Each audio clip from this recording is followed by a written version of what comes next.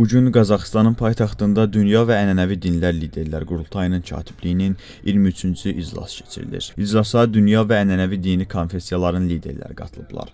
Azərbaycan tədbirdə Qurultayın katibliyinin daimi üzvü olan Qafqaz Müsəlmanları İdarəsinin sədri Şeyxülislam Allahşükür Paşazadə təmsil edir. Xatırladaq ki, sentyabrın 17-sində və 18-də Astanada dünya və ənənəvi dinlərin liderlərinin 8-ci qurultayı keçiriləcək. Forumda dünyanın təqribən 60 ölkəsindən 100-dən çox nümayəndə heyəti aktual məsələləri müzakirə edəcək.